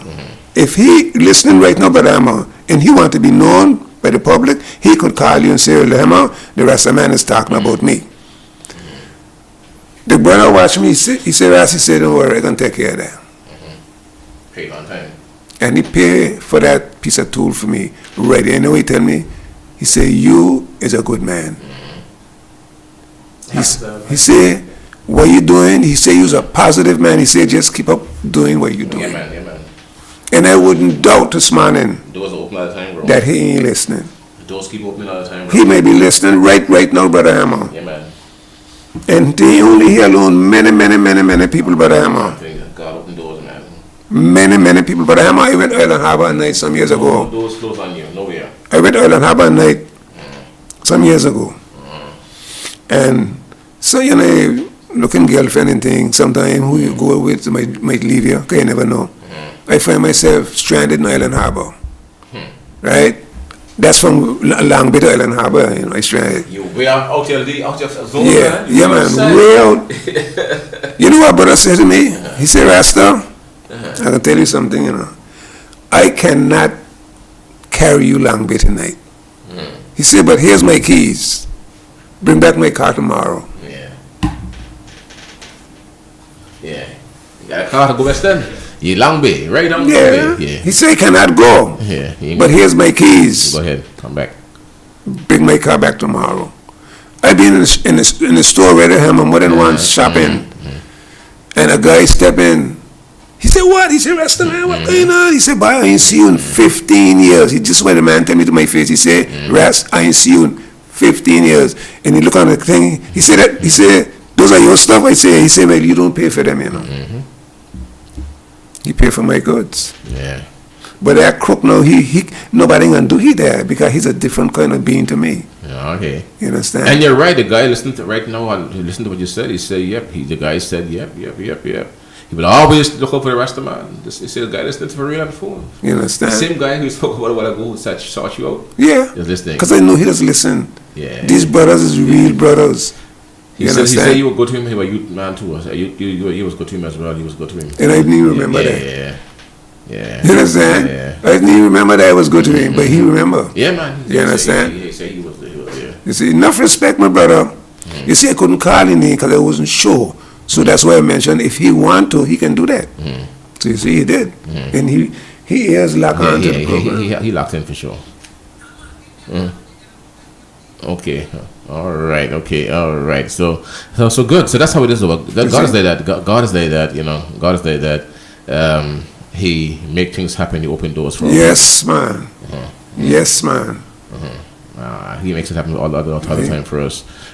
So life is like that. So oftentimes we hop and we say things about people and who we believe treat us bad and who are ungrateful and persons who like that. You mentioned the guys who taught helped with the West End and they join other people against you. That's how it is. That's how it is, bro. You can't stop that from happening to you. You see, it happens that way, and it happens in every facet of life. And for years, it has been happening to you. But again, you take heart to know that your rewards come from the man above. Yeah, man. He take care of things. So he take care of things in a big way. All right. So Rasta man, in terms of let's move forward now a little bit here now. We had a great boat racing season. Summer festival went down. Cool. No killings, no shootings. Enough respect give for God, that. Give God thanks for that. And enough respect. I saw the police had a plan for August Monday, and seemed to have worked traffic wise to some extent. Last year was a nightmare down there, but this year they had a traffic system going in there. They had a shuttle too. Shuttle using the outside of the road. Full speed in, out, full speed out. Yeah, man, that was good. The road. So you need a line here, but a clear line here, down the road. Inside, outside, and I thought that was more remarkable. So I think we have to be onto something good. Yeah. We can fine tune that now for sure for next year. But it helped to ease the congestion and on the ground for sure on that evening for the show. That was great. I tried the boat racing this season, a couple of races, man. But man, Iwasie, the boat. I've been on boats before. I've been on boats with Ras Elijah and those guys, Ras Elijah and the lady Rasta man, them too. We have done races before on boats, but Elijah was my captain one time, Elijah one time we used to go on the audio systems and cover races. We began covering races first, very early o'clock covering races with audio systems, But now you video and audio together. Yeah, man. Quite a bit different now, but man. But what I realized is that this man to see water, and he's out there on those boats right now. Maybe it's the boat design. That's a part of it too. Elijah in those days had a nice little boat, and that's a part of it too. We never got wet. I never got wet on a boat with Elijah. For all the years being around boats, never got wet with Elijah on a boat. Is it the design of the boat? I believe so too. Elijah had boat. Her name was Makita Jane. I never forget her name. My first time on a boat, went around and had my antenna set up on that boat, and it was me and the rest of the man them, and we had lots of tests off of the boat, and it was a good time. set your antenna up on a boat and I will anchor down that real thing. Yeah, man, real stuff. A real thing, man. You know, and the man had you know the brew and the brew our bottles of brew and thing and good time on the water. But no wetting. We went to the Narrows, all that stuff with Jane and those days. Ras Elijah, brother, good morning to you. Good afternoon to you, brother, for sure. Ras was our captain and wow. No wetting. So when I saw that day, those days on the water with the guys, with Mr. Love and those guys over there, and I saw us getting wet, I said, boy, in Elijah days, we would have been through this no water at all. But again, I went back and said to myself, it must be the a design of the boat, or maybe just the captains. I don't know, but it is a few pieces you put together. Because I tell you, right, but a lot of these boats around here, for the length, they're overpowered. And when you're overpowered, you can wet easier. You see, when a boat running, the water coming off of her hull supposed to be coming out from behind midship, not in front. Anytime the water coming out in front of the midship, you must get wet. So if she ain't designed to clean the water out from behind the midship, that when it come up off her side, it doesn't pass you, then you'll be always getting wet. It's the design of a lot of the boats, and it's also the amount of power that they put in them. I could fix a lot of those boats, you know. With these overpowers, these boats that is overpowered. Imagine you got a boat 32 feet long, you got 3-4 engines on it. They overpower. Yeah. By far. Yeah. So how you gonna run now, especially with cigar choppiness? You must wet people. You must be getting wet. Because the boat can't get up and clean off. You see, when your boat clean off, you ain't getting wet. In fact, when a boat running by the hammer, you're supposed to see almost the whole hull from bow to stern. Because she's supposed to be leaving the water behind her, not off her sides. But you see, it's the design at the bottom of the boats. You see these boats, they set up, let's say 6 feet, just for reference, 6 feet on the water, on the stern. But by the time I get midship, she's 7 feet wide. So she must walk, she cannot operate the way she should. Because the widest of your boat on the water is supposed to be your stern. And from there going forward, it's supposed to just come in gradually. Gradually. So when she running now, she wouldn't be dipping up water from all midship and wetting you. The water will be coming out the tip of her stern behind you. You don't clear the water already. You understand? Yes, okay. You see where I'm coming from? So it is so it is design of the boat itself currently that does that. This causes a lot of the I problem. watched the boat cutting the water. She was cutting the water. She cut and just spray back. She sprayed and And the more the guy run, when the guy run down to be the boats, man, you crazy? Yeah. When you run down, yes, and the other thing too, right? From your watermark up to the top of your gunnel, you're both supposed to have a throw-off shape. You can't bring it up straight. If you bring it up straight, the water will come up straight and get at you. But if she got that shape for throw-off, when she hit, she shove the water away from her. You see, she open it and throw it away from her. So you gonna get wet just like that. You understand? I ain't build boats for people, but when I want a boat, I go into drawing, I get a piece of paper and I put in everything. It's just like you're cooking, having a dinner cook. You have to have the right ingredients. If you want a boat to run good, a boat is two hulls in one. The hull below the surface, the watermark, and the hull above. If they ain't coping with each other properly, then your boat can't be all that good. Some people say, well, I love that mold, so give me a boat by that mold. But it don't necessarily mean they can have a good boat. And the most of these boats around here, they draft into less water. Oh, okay. The most of these boats around here, they draft into less water. A boat that is 30 feet long, she should be drafting a minimum of 2.5 feet, of 2.5 feet she should be drafting. If she's drafting less than that, it will show that she's too flat. And once you're too flat, you can pong more. You understand? You can have the water going away more in a more, like in a way that you don't really want it to go. But when your boat is sharp with enough draft, she goes in there, she's set nice and cool. She ain't gonna slam because she don't got this flatness in her midship that she could slam on a wave. You see, so the boat's supposed to go in there and knife out the water, come down in the water and knife it out. For some reason, I think that Elijah had a boat. I think the sheriff was a red stripe that Roy from the Bay, Roy Boston, Roy's place would have had. That boat he had was a nice boat. I don't know what you call it, the hull, but in the end, Elijah had that boat, and he renamed her she was a red stripe first. Then she became known as the Makita Jane. Okay. Peter Jane, and but she was a nice boat, brother, and she was compact, but she was nice. We went to the Narrows, didn't feel that thing in the Narrows, Yeah, Narrows, man. Yeah, there's a bad place, and no weapon in the Narrows. And Elijah was a captain, so Ras Elijah was a captain to show, and he took us out there more than once, really, and and we had a good time out there on the boat. So ever since that time, those times, right? Every time I go on a boat, not do any kind of commentaries, my mind goes back to those times, because those times were safe times. Right now, what you now have is boats that are wetting you up. Because most of them they look good, paint up nice, but the hull, the design of the hull itself ain't the best. Yeah. So in that run, I lost a camera, I lost some microphones too, even the power supply. So I recognize that you have to be able to go, and have some stuff in place where you can have protection from the water at least. So because getting wet as a person, that's okay. I can take some water, sea water, but at that particular time, you don't really want to get wet. No, you don't want to get wet either. When you're doing a job like that, you don't want to get wet at all. You ain't out there fishing and things. No. You understand? Yeah. You're a commentator and see you want to be dry. Oh, we dry. And another thing too, brother, a lot of these captains, they don't understand that when you're out to sea, running a boat out to sea, you have to measure the swells, the waves, and everything. So you have to run accordingly. Yes. You understand? If the sea is sharp and quick, you cannot go through it quick. You have to position yourself in between the waves, so then most of these waves will clear you, or you will clear them. You understand? And you wouldn't get all that kind of wetting. You cannot be going fast in bad weather. Yeah. Okay, you're so long from head to toe. Yeah. You have to choose a certain amount of speed that she can ride the waves nice and don't wet you a lot. Yeah. But the fellas ain't know these things, because what I'm going to do, shove the throttle down, rough or smooth. So you see, that's where you get them things. I just see them pass up there in front of me, pounding them. But when they're running though, pounding them stomach out. Because I find when the guy running the boat to run up to meet the boats, right? And he begin to run.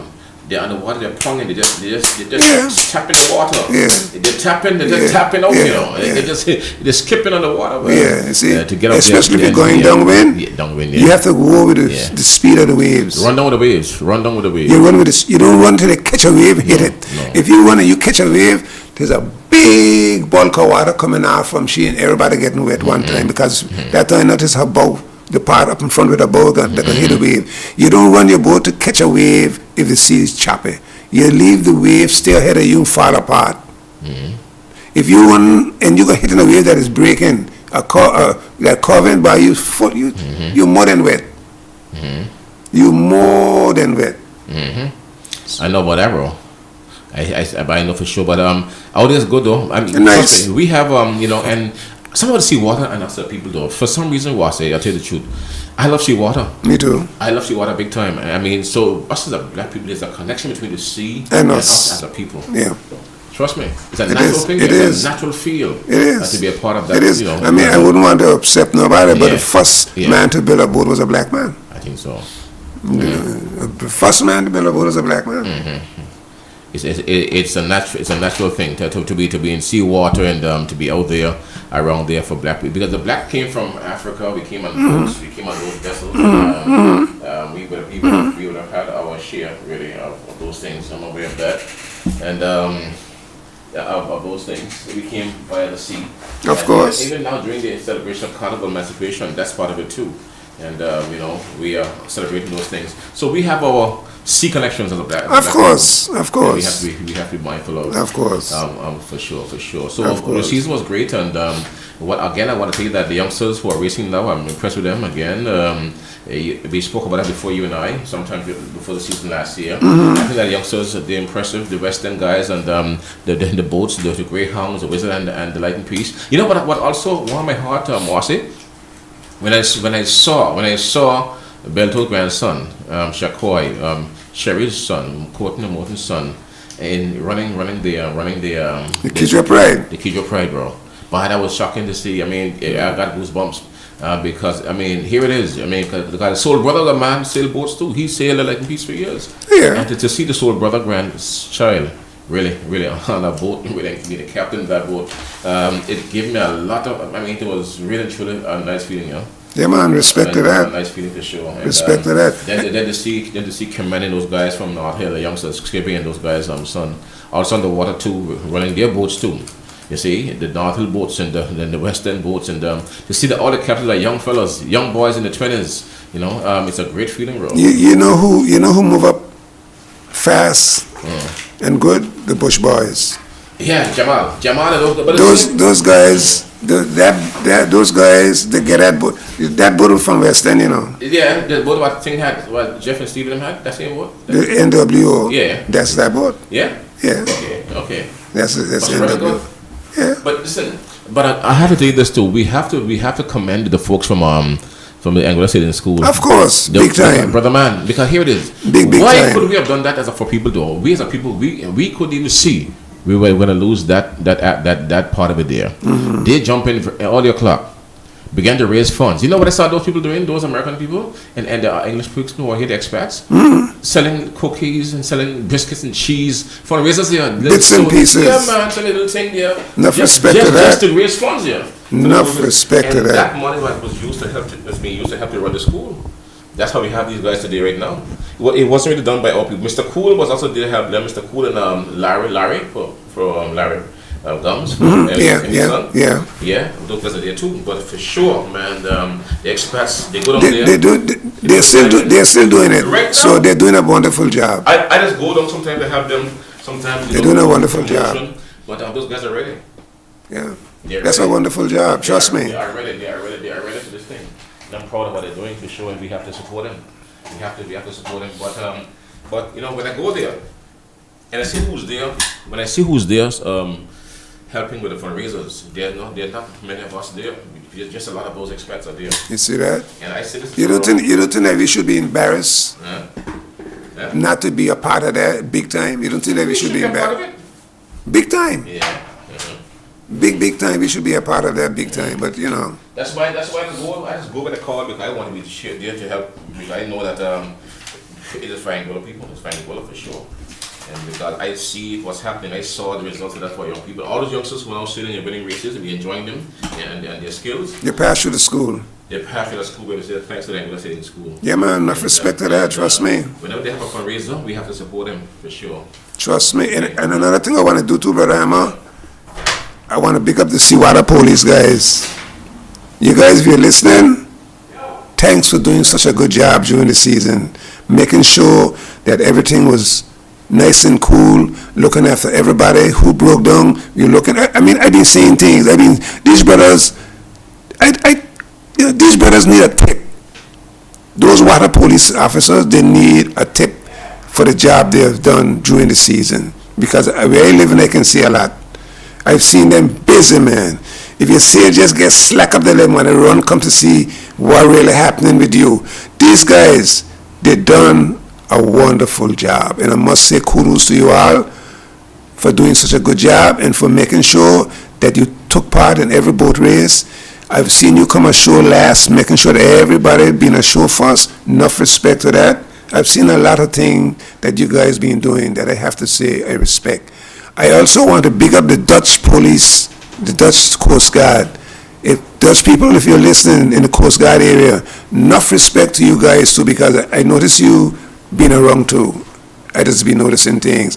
And for you to leave from the Dutch side and come over here and not even to work for money, but to be a part of our festival and to help secure your people that come from there here, whether with the poker run or with whatever. Enough respect to you guys. Now I would want to say enough respect to the French too, but I cannot say enough respect to the French right now unless somebody tell me that there was a French Coast Guard okay too. Yeah, I saw them. You saw the French Coast Guard? I spoke to them. Well, good. That's why I didn't see. I saw them. Right, so this is why I want to big them up now too. Yeah. You see, I was I making saw sure. those guys carrying their guns on them here. Is that allowable to carry? I see the guy walking through, like John was there, gun on his waist, one going here, one there, gun on his leg. I saw that happening. So I wondered if they're allowed to carry weapons, if they were like good. But I can tell you right, those guys was here looking over their own people that was here. So them had to look like them serious about, because there's a lot of people that's come from St. Martin, you know, some of them just break the rules. and them kind of thing. So that is one of the main reasons why those guys just come to Anguilla. When they have a large amount of people from there coming here, they just show up too. But hear me out. And it make a lot of sense. Do you have laws, rules? I know. You may be licensed to carry a weapon In a certain place. I'm licensed to carry a weapon in Anguilla. I'm not licensed to carry a weapon in St. Martin. I can't walk with. I cannot carry a gun in St. Martin. I cannot carry a gun. I can perhaps carry a gun in Anguilla. If I'm licensed to carry in Anguilla, I think I can't cross the border with a weapon. I will be in trouble. I'm just wondering about that because law enforcement, because you're licensed to carry. But for that jurisdiction. Yeah, but if our Coast Guard go to someone, they're gonna have guns on them. I don't know if they'll step off on it. You know what I mean? You as a police officer, you can't get on a fair blind point and go somewhere and step off with your guns on your side. You can't do that. Because you ain't there representing nothing. But when you have this amount of St. Martiners coming over here, right, they need somebody from there too, who they know to help keep things, balanced. Because now if a St. Martin guy, let's say a Dutchman was down Sandgrong acting up like a Dutch bike, those guys would have been the right people to deal with he. No, sir. You in Anguilla. To my mind, Anguilla authorities will deal with you. Yeah. If you in Anguilla, you suppose.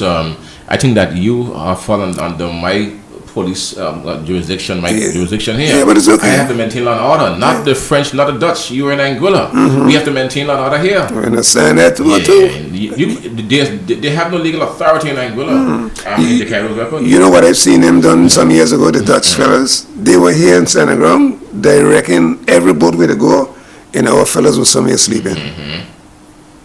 Some years ago I saw that. Right in Sandgrong. They were coming out and meeting their own people and telling them where to go. As if them know exactly where to put everybody. So I have to say enough respect to them. I didn't see the French, but you being here, enough respect too.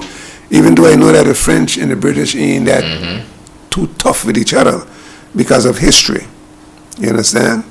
So history does always be bouncing back on us and causing us to do things accordingly, Yeah, but you know what else? I respect that. First to understand is this. In Anguilla, though, when it comes to search and rescue, when it comes to marine matters, oftentimes when things go wrong in Anguilla with our fisher folks and other persons at sea, it's the French respond before us. It's a strange thing. For some reason, they respond to these matters here. I don't know what they have, but we have monitoring systems, but I don't know what we have here. But oftentimes, the French respond to Anguilla matters quickly. But perhaps they just be monitoring the area and they know who leave. They can watch you leave. Maybe they're monitoring too on the radio frequencies too. Yeah, they can watch you leave. Have dedicated system somewhere. Yeah, so they following the traffic over there in the water. Yeah, they watch you leave. They watch you come back. There's a little island here in the Caribbean. I don't call the name. I don't know. They have a system set up in the water, just off outside of the what we call the stream, and you can enter there without they know. Wow. The song of your engine, they was recording back in the station. And I always tell myself, that's a good move. You understand? You could sit in your office and know there's a vessel coming in. There's a level of cooperation between the Dutch and the French and the English here in the Anguilla and St. Martin. It's tripartite. They collaborate on that level for sure, law enforcement and the patrolling. For the most part, the patrolling is done by the French and the Dutch because, they're wrong here. One night I was in St. Martin many years ago. Me, my brother, and other persons we were in St. Martin hanging. And this is back in the 2000s, early 2000 something. I think I was just getting ready to open the station, 20 years ago. And we were in St. Martin. And we came back over in the morning around 2, 3 in the morning on a boat. And we were partying all day, having a grand time. We said we're going to go tonight, this morning. We got in the Channel River, and out of nowhere, a big gray boat put up alongside this boat. I said, what is this? A big boat put up lights on. Boy, actually Coast Guard. Stop. Coast Guard. Checking you out here. Big boat, brother. Those guys are way ahead of us when it comes to that. Cause all they just give his little thing long like his phone. And you ain't gonna be out there looking for nothing in them little thing. No. Those are big vessels. They can travel night, they can travel day, they can go hundreds of miles offshore, night or day. So what they're doing is staying close to the border between Anguilla and St. Martin. So that's where you guys get thing, because they was close to the border and he was coming from there to enter in our zone. Yeah, I saw that. But you don't find that with we doing that when vice versa, you don't find that here. But you know what was cool? Because after they cleared us and they're checking, they asked for passports and all these things, serious stuff, you know. What did they? They followed us straight to almost to San Ground, you know. They're gonna make sure you go where they say you're going. Yeah. They're gonna make sure that you go where they say you're going. Yeah. They followed you straight out by Little Anguilla. Yeah. Through that area in there. Yeah, let's keep a track on you. Yeah. When you get things, and then they turned around. And they could have done that too for you all safely too. You know? I feel so too. Make sure that you get a show safe. Yeah, man. There's different reasons for different things, you know, and that could have been a reason for that to make sure that you guys was all right coming home, because to leave you just in the border there and say, well, okay, are you good to go? Wasn't enough for them. You know, they wanted to be more safer than that. Safer. Yeah. A boat at Anguilla, man, and a boat has all the morning three taught in the morning. Yeah, we will make sure these guys are right. Yeah, that's not a cool thing at all. So we will just follow them a bit. Yeah. Makes sense. I would do that too if I was out there. Everybody gonna do it. But for me, I would do that too. I see the sense in doing that. To make sure that even though I'm in your waters, I'm not here for nothing out of place. I'm here to protect you in your own waters. See that you get a show. Yeah. So that was a good move. So we have those relationships. That I agree with you that we live good. The French, Dutch, and the English, the law enforcement agencies, they collaborate on levels. And one thing we can't control though is the free flow of weapons into the islands, because you have weapons coming to St. Martin, weapons to Anguilla, and they're coming through the borders. They're coming through the porous borders. For some reason, despite all the resources that are being pumped in by the British and the French and the Dutch, we're unable to stem the flow of weapons, guns, into these islands. You know what happened? We could prevent a lot of guns from coming here, but we are not serious enough. Because what we should be doing is monitoring air, not because it's our vessels, go fast or slow or whatever. We should be making sure that we search you before you touch the jetty. You understand where I'm coming from? If you come in from St. Martin here, we want you have to pass here so we can check you right here. We don't allow you to go and try up to the dock and take up your big bag of water being you're going home, because we don't know where you're carrying it. So we can tell you, look now, when you reach to this point, you have to stop, you have to check you out, then you go again. And they show that if they don't want, if there's a gun on board and they don't want to get locked up, they can throw that gun in the ocean. And nobody ain't going to go look for that again. No, that's it. But if you ain't there, they going to come straight ashore with a gun. They can bring it straight ashore. Yeah. So I think we got a lot of slackness here in the system. You see, we got a lot of slackness here in the system. But our borders are so porous too, man. I mean, that's a part of the slackness. Everywhere you go, that's a part of it. If you could me in Road Bay, I could be in the Forest Bay, I could be Sea Feathers, I could be on Harbour, I could be anywhere. I mean, in a short time. But look now how it'll catch you easy. But we ain't set up for that. But as a raster, we would have had that set up a long time ago. You covered as the southern border. Because I'll tell you something, Brother Emma. A place like Anguilla, we would need 4 stations. You must pass the south border, for sure. We need 4 stations. We need a station on the far west end, one on the east up by the Narrows, one in the far east, one Shore Bay. Your housing no more than about 6 men. You understand? And those 4 areas there, not even a pea shell wouldn't even come to the shores. Because if you have a lookout point in West End, you seen all Dagger and Prickle Pear all going on towards St. Thomas. You seen the whole of St. Martin from the end up there to the far end. Yes, both on the water, for sure. Everything you seen. On the water. What you don't see down there, who going through the Narrows to get up there, who can see you? Anyway, crossing the forest, going to go to the Narrows, the one in the forest is going to pick you up. You cannot get away. No. So unless we set up ourselves in that kind of manner, we can't stop a lot of things from happening here. And you don't wait till somebody come and show you. Meet them out to sea. Yeah. Can't land. If you allow this man to land, he runs through the bush, drop off where you can drop off. By the time you get there, he come back by the boat, you search the boat, nothing. Nothing. The next time you see him, you're wondering if it's such him, because last time he had nothing. You understand? But the man didn't upload his cargo. But he done offload already. Yeah. So you're supposed to be monitoring these things and meeting these brothers out to sea and checking them out to sea. Don't let them come to your shore. Don't let them come to your shore. But we're here too lenient. We don't do nothing right. If we do something right, it's because it's a mistake. You understand? No, but I'm about so much things to talk about. We ain't get home yet, in a sense, right? Some months ago, we got to say a month and a half, 2 months maybe roughly, when Brother Hodge was here talking, I think it was a program at night, the Thursday, and he mentioned about the road up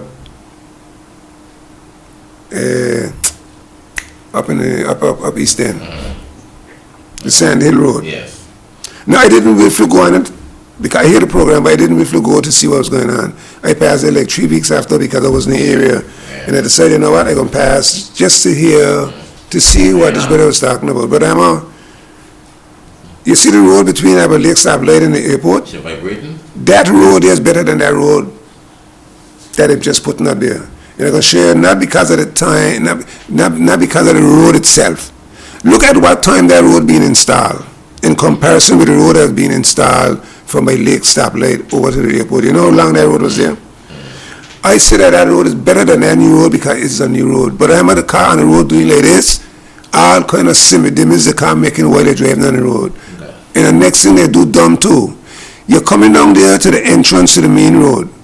You come down with a sidewalk. You squeeze the road in the corner there so narrow. Why you couldn't come down when you get about 8 feet from the main road, at least 8 feet on both sides? Why you didn't drop the sidewalk, slope it down, bring it down till you come after nothing on the main road and bring it a little more narrow so that the people driving in or out from either way, they'll have a little more space for them back tires not to run up on this big thing and jump up on it. If you even touch the flat part, it would be something smooth that your vehicle wouldn't get damaged with. The entrance is, I don't know who engineered it, but it wasn't done properly. You have the guys done by Public Works, the guys who listen to you right now, they're engineers, and that wasn't done properly. And that's what they do. They design roads. You know. The road and the entrance is too narrow to go in. But maybe you should have, because I heard Minister Roger Webster Shelley said that recently she met with on a program here, she spoke about it. She went down there, she met with them, and along with Mr. Vanderpool, Jose Vanderpool, and the niece is with me right now. The niece is my sister. Yeah, sister and niece, one of them. Yeah. And she said that they spoke about the road development in Anguilla. They need to do more roads because they have a lot of roads to do. And they were told by the guys down there they cannot do 2 roads a year. She told me so. They can only do 2 a year? Yeah, then the architects on there, the designers, and on the 2 they can do. And they need to do more than that. A lot more than that. So, only 2 they can deliver a year. And she said they had on the program, asked her to repeat again. You seriously say, yeah, 2 a year. Brother Hammer. That's not enough roads a year to be done. And the other thing too is that they're making the roads too expensive. I hear. Lake said, I hear. They're making the roads too expensive. But you see that road from by Lake Stoplight down to the roundabout? I could do that road there for pennies. All you need to do, make sure, you see like when you come past the stoplight coming down, and there by Lake where they turn to go left, to go stone the ground, I will have to talk with the owners of the properties. That area there going stone the ground, to the left.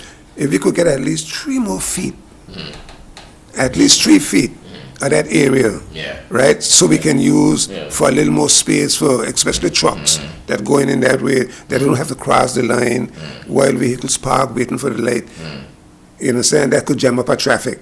Okay? On the other side, you go a little more south to take out that little curve. They know when you come down there, you come down like that. You take out a little piece of that. But all you need to do with that road, on the 2 sides, you dig a footing. You dig a footing, it don't have to be no more than 16 inches to 20 inches down. You pour a footing with steel, and you have steel coming up, what we call starters. And Brother Hammer, all you need is to block. No more thing will take no more than 1 block height in most cases. 1 block height, You don't intercept the road that's there already because that's been packed for many years with all kind of heavy equipment that don't need to be disturbed. So between these 2 walls now, you pave, you concrete that whole piece. But you have a road forever. Cutting going over here. To sitting on a footing. You understand where I come from? It cannot get undermined because it's sitting on a footing. You understand where I'm coming from? And look how cheap it is. It's just to cover there with concrete, but they're going to go there now with machines, dig up the whole place. Yeah, disturb the base too. Disturb the whole thing, dig up the whole place, send some of the stuff I'll carry too. You understand where I'm coming from? But they could just put in a footing Just skip up the top. Yeah, and the two sides put a foot in. Yeah, fix the road. In concrete. Because I saw them. I saw those guys moving rocks. Those old guys putting the place in the road here. 3-inch rocks. Did they come out and put it back, crush away, and dump? I said, So, this is some serious stuff. Good. I mean, that's what they did. But the base was there before. A better base. Of course, but I'm out there for many years with all kind of heavy equipment driving on Just it. scrape out the top, like, to my mind, and extend you on. That's all. You put a little foot in to make sure that should stay in place, and you put it in. Easy and But fast. those bases are not as strong as what was there before. How they gonna be as strong as they was before, but how they gonna be as strong? How they gonna be as strong when you disturb it? The base. I don't care what heavy pressure you put on it. They wet it in the prayer. For them couple hours, the pressure gonna be there. The pressure cannot put it back the way it was. No, I can't. Impossible. So why spend all that money to do a road when you could do a much cheaper road? It's still better than. You understand? Now I heard Mr. Honorable Kyle talking about shredding tires. You know how much decades Rasta man been talking about shredding tires? That's right. Tires. You must decades Rasta been talking about how the dump site should have been organized and things. You understand where I'm coming from? But you know, one of the things I realize with all governments, they don't like to work with other people's ideas. They want to work with their own ideas. You understand? That's why we got us such a key back. I respect the man from Antigua. You know what, the man from Antigua calling on the public, people on the street to give him ideas, you know. You don't hear the government say calling for no ideas off the street. No, because it's too much of politics. You understand? They want leverage with everything that they do. They want to say, we done it. So they could get leverage. What's wrong with going up there and say, look now, this idea that we're working with right now is an idea we got from Brother Hammer. But they don't say that. I will say that as a Rasta man, as an honest man, I will say that. I will say this idea is not our idea. This idea is a civilian idea, and it is such a good idea, we must run with it, and we ain't looking for no leverage. Because it is not about politics, and it's not about voting. It's about people coming together and doing things. The most ideas is always on the street. How much ideas you think to be inside the government offices? How much ideas? And when they come out with one, most of the time it's a failure. A failure. You understand where I'm coming from? Everything is a failure. Why we have to fail every time? And you understand? When there's so much of street sense out there. I see them doing things that I will do 100 times better. But how can I get a chance to do these things? I don't have no, degrees and all them kind of thing. I tell them I don't even have a grape leaf, but I could do a better job than a lot of them who got papers. You understand? Wasting money. We waste a lot of money. And next thing that I realize we do here dumb too is that now we know that plane that with an Anguilla name right on it, we know that there was no pipeline before election. Okay, it happened, it come into light. You don't think it would have been a good idea when a plane show up here for the first time to be out there rejoicing? You don't think it would have been a good idea to invite the opposition to? You understand where I'm coming from? You see, this whole politics, mockery, contrary to the old man from Long Bay. This is what we got here. You understand? And that same plane, come here, that plane gone, misled the Malaysia plane. Which one? The plane with Anguilla right on it. No, every season they say back. They come Every back season? again. Yeah, okay, she's going to come back again. Look at here. Yeah. You know who we got this airport? Yeah. Thank God for the American airline. You remember when American airline was coming here first, it was just Eagle. a 9-seater, a little 9-seater, two trips a day. Yeah, Eagle. When they would find that it was Puerto Rico. right, when they find that the numbers was coming up and the little plane couldn't handle it, them call on us to extend because they want to bring a bigger plane. So thanks to the American airline. And then they pull out on us too. For a while, they disappeared on us for a while. Yeah, Then they came but back. those are the ones that got us to this extension with the airport. You know, they got a 98, some 9, whatever amount of seater coming in. Right now. You don't notice that whether it's slow season or fast season to come in here still? Yeah. So why our plane can't come here still? No. Right. It's just a season thing. Yeah, it's a season thing. Wow. From here, it's about for the high season. But from that part, they bring tourists from that area to here. It worked well. It worked well for the last season, and they can get ready to start again for the high season. But what has happened now for American is that for some reason, it's a good thing for us. This year the season extended way beyond the usual. Not good. We had a real good season this year. It ran beyond the April type of a deadline. The normal season goes up by April, May, you're dead. But for some reason we had a season, and having a season still that went April, June, July. I mean, down by the fun zone in Midway. Yeah. I just there. Yeah. Any given day, like now, we go down there full of tourists. Mm-hmm. You know, that wasn't the case before. We're having a lot of day trippers now coming in. People coming from North America too. They're still here. So I find that the season's it's been extended. I don't know what's causing it. You know, it's been extended. You know what may be a part of that? The problems that was going on in other islands where tourists didn't really care to go. Okay. Anguilla was more like a safer place to be. You know, the amount of confusion in the Caribbean with the bombing and the mashing up and all them kind of things. All that stuff maybe. So we have to take these things into consideration too. But you see, because it's so much about politics, we can't shuffle the dominoes properly.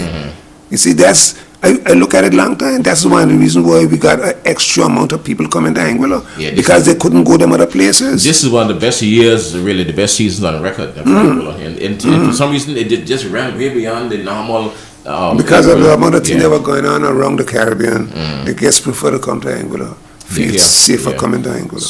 So taximen, all the guys, what I see, those guys are working all night. They're working, still carrying people on the place. They're getting their full loads of people. I know they're busy. They're very busy. They're busy. So we want the season to last longer, that we haven't getting happening to us. So I think God love Anguilla. Anguilla a blessed country. It's a very blessed country. He wants, I mean, the creator, father, or really our maker.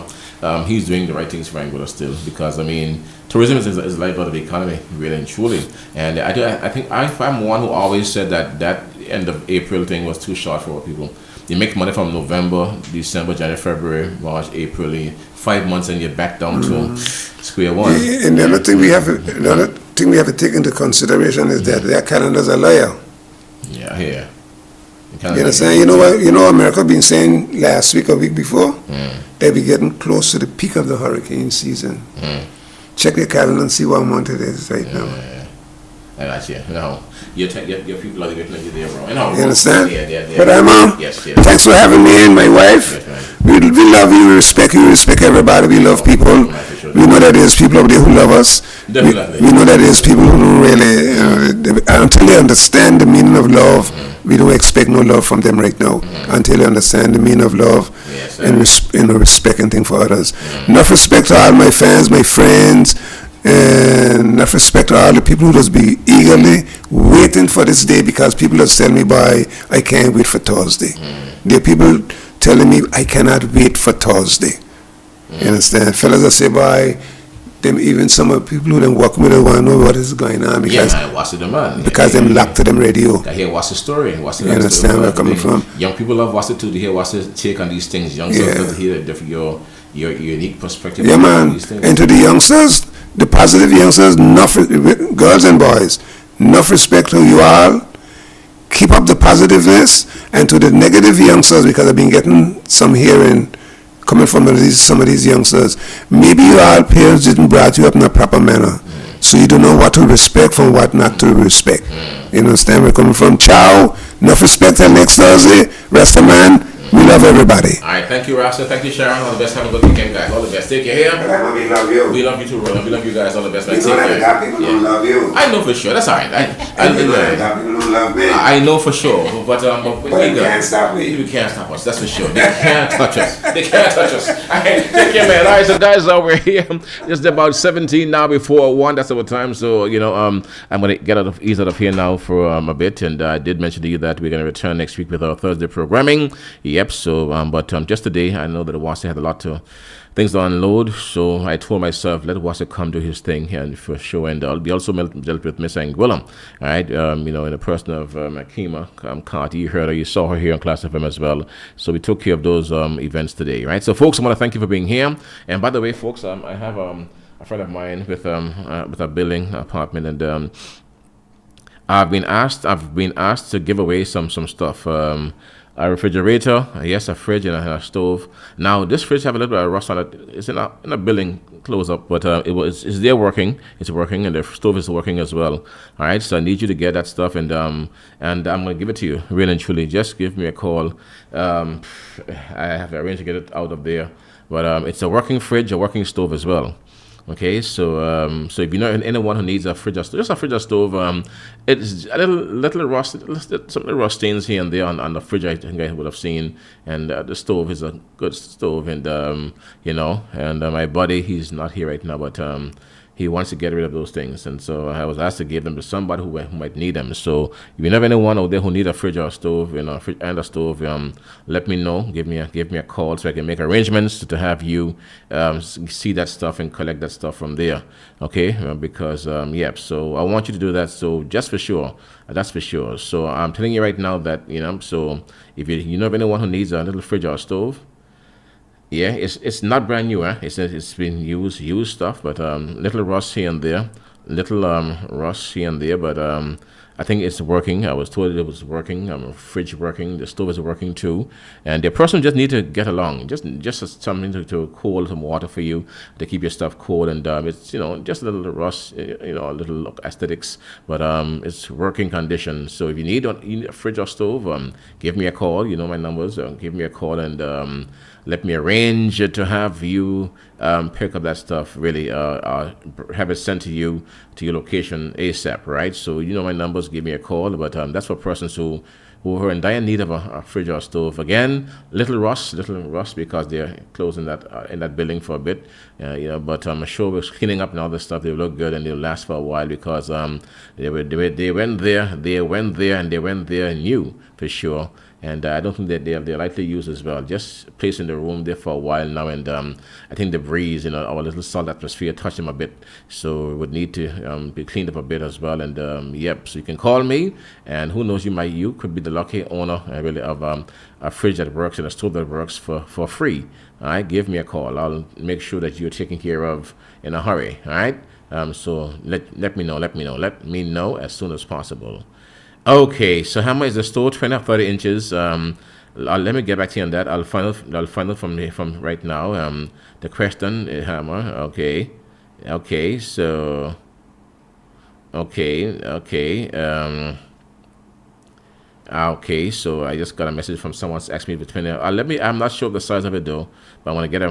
I'll get to you in a bit. I'll get that for you. Just send me a message when you're ready, and I'll be more than happy to get that fridge and stove for somebody up there who needs it. Okay, little rust won't hurt you because we can get along.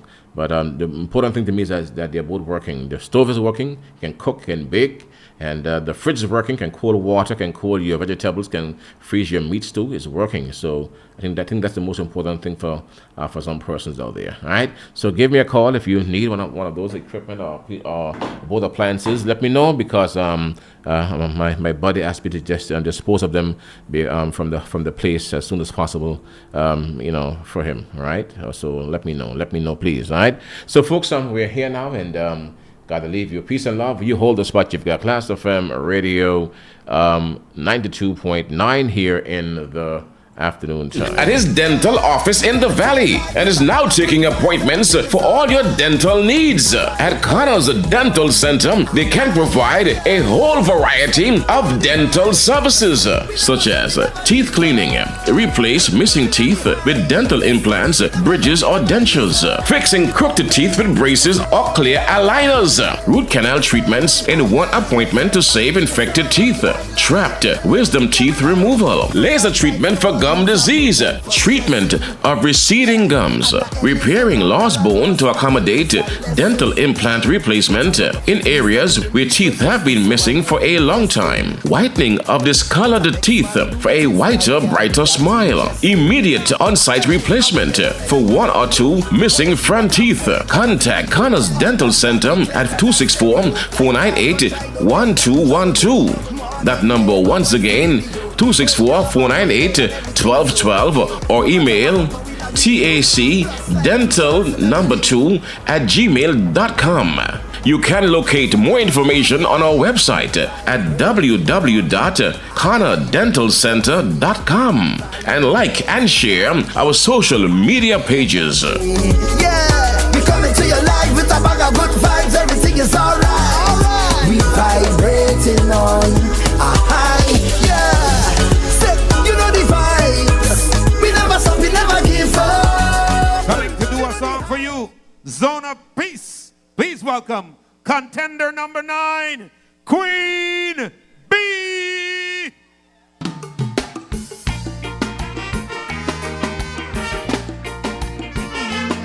Aye, aye, yeah.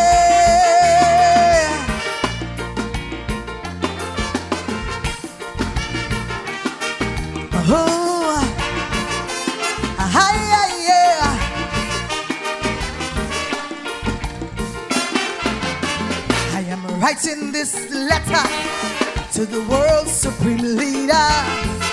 I'm sending this message to Donald Trump. Though you view us as a shithole and a dump, it seems from the Caribbean. You want no immigration? We just catch the call anytime you sneeze. Now our migrant visas